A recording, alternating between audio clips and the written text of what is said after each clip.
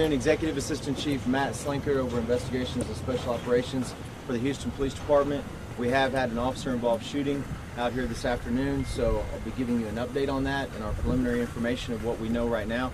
First, let me do some introductions of who we have here with us from our command staff this afternoon. Assistant Chief Larry Satterwhite over our Homeland Security Command. We have Doug Griffith from the HPOU. We have Assistant Chief Jim Jones over our Special Investigations Command. Assistant Chief Bobby Dobbins, Criminal Investigations Command. Assistant Chief Wendy Bainbridge over one of our patrol regions. We have Commander Larry Bainbridge over Tactical Operations and our SWAT team, and Commander Null over this area out here for patrol. So let me tell you what happened this afternoon. And on behalf of Chief Acevedo and all the men and women of the Houston Police Department, I want everybody to take this message very seriously today. Luckily, we have no loss of life to any innocent civilians out here or any citizens. We have no loss of life to any officers or first responders out here. We do have one suspect that's in critical condition that was life-flighted from this location to Memorial Hermann. We're trying to get updates on that status, but that suspect is in critical condition after this shooting. But these are armed, dangerous hijackers out here committing armed robberies. We've seen it happening now for quite some time, and the Houston Police Department has been aggressively investigating this.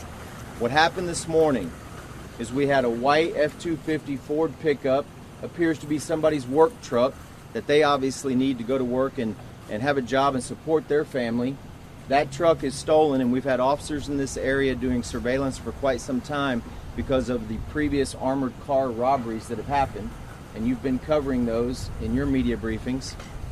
So we had officers in the area, and we had a lot of our SWAT officers in the area, as well as investigators, to follow this stolen white pickup, which we believe could be suspects waiting to do an armored car robbery, in preparation to try to get these suspects in custody and get a handle on these cases and stop these ridiculous violent shootings that are happening with these armored cars. We actually had our own SWAT officers in that armored car truck that was about to be robbed. So to all of those out there that might think that you're going to come out here and you're going to commit hijackings and hold these armored car drivers at gunpoint and commit murder and hurt these people who are trying to make a living, you don't know. It could be HPD SWAT team that's in that truck. And that's what happened today in our attempt to stop this and get these people in custody. We had other SWAT officers in marked patrol units and patrol support in the area.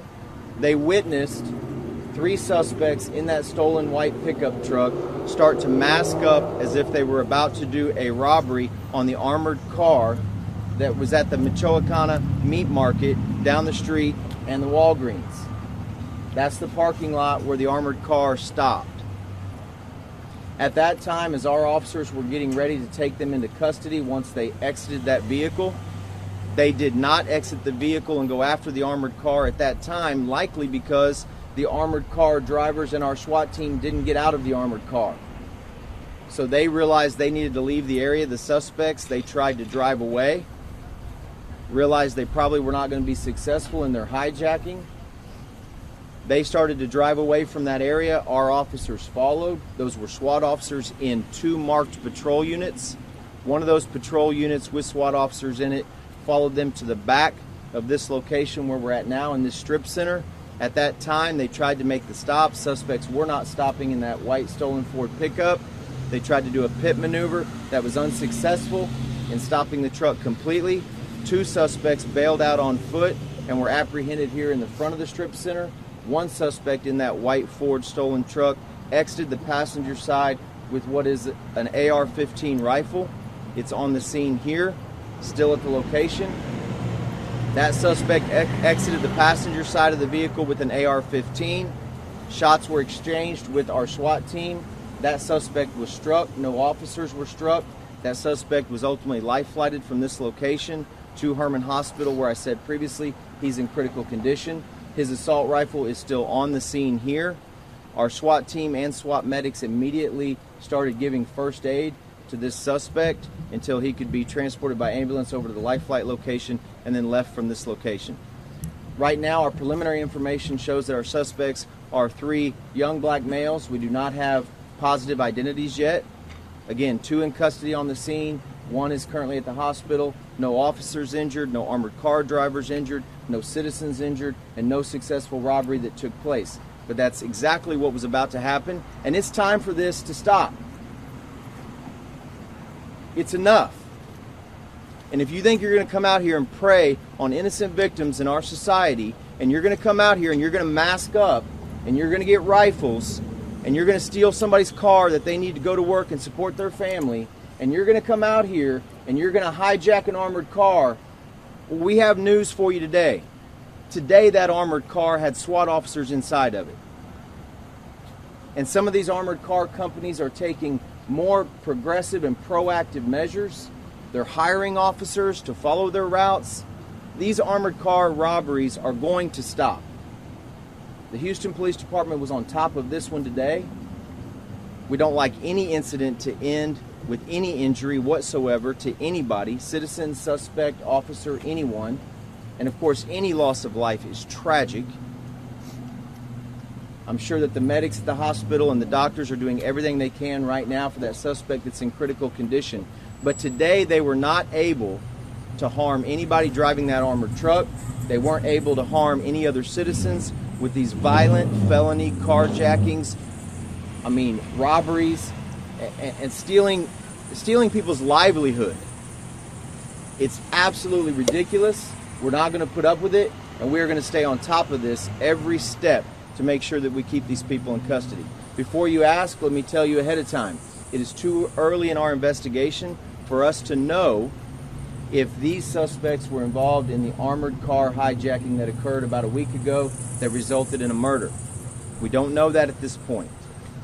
We have had more than just one crew doing this type of crime in the city, and that's why we're dedicating the resources to it that we are. That's why Chief Acevedo is sending a strong message to this community that this will stop. The Houston Police Department will be on top of it, and the SWAT team will be on top of it, our investigators will be on top of it, and every resource we can put on it to make sure we put an end to this. With that, I'll take any questions that you have. Well, how many other armored car robberies have you guys had lately? I don't have that off the top of my head, but as you've known for the last couple of years, we've had several, and it's obviously a problem. It's something that we take very seriously. You always know there's a gun in play, right, with a crime like that. The armored car, right, those drivers are armed, and then these violent suspects. There's so much potential for loss of life in those situations. It's ridiculous. It needs to stop. FBI keeps that stuff. Was there a specific thing about this armored truck that you guys knew that these guys were going to target this armored truck, or was this one of several? Not specifically. Not specifically. But we've been working our investigation for quite some time to monitor multiple trucks, to have officers in the area on surveillance when they're going through their routes to see if we see something like this about to happen, identify a stolen vehicle that might have suspects inside. Then obviously when you see them masking up, getting ready to commit a felony, then you know what's about to happen. So how recently have you been ramping up these efforts to specifically look at the armored cars? For several months. And how old are these suspects? I don't know right now, so any guess on their age would be preliminary, but appear to be young males. And they're now mine. Don't know that. When did they steal the pickup? I don't have the exact time in which they stole the pickup, but I'm sure we'll find that out in our follow-up investigation. Where did That I don't know. Don't know as we stand here. Was the AR-15 the only weapon that they had, or they had more weapons? That's the only weapon that's visible right now outside the truck on the scene, where that suspect ultimately dropped that weapon after being shot. But it'll take us a while to process the scene, process that truck, any other vehicles that we find that might be involved in this that they might have been in previously before the stolen white truck. So there could be other weapons, we just don't know at this point. This armored car, the ethnicity of them, can you share? Hispanics? Yeah, I think it's 3 young black males. That's what we have right now. This armored truck, was it making an actual drop, or was that there specifically to have SWAT officers in it in case it got? No, they were on their route, right? SWAT officers got in case there was going to be an attempted robbery like this. SWAT officers got in. Ultimately, What these suspects have done in the past is wait till a driver gets out and then make your attempt to do the robbery. Obviously, nobody got out. Nobody got out, taking away that opportunity for them to do that and commit this felony. Then when they decided to leave the location after being masked up and being armed, that's when our SWAT officers in marked units attempted to stop them, ultimately resulting in the scene that we have in this strip center behind us, which was the officer-involved shooting. So was the armored truck driver in the vehicle when SWAT? Yes, So yes. he was there? Their personnel were there as well. Their personnel were there as well. I'm sorry? Were the SWAT officers undercover? No, the SWAT officers were in their SWAT gear.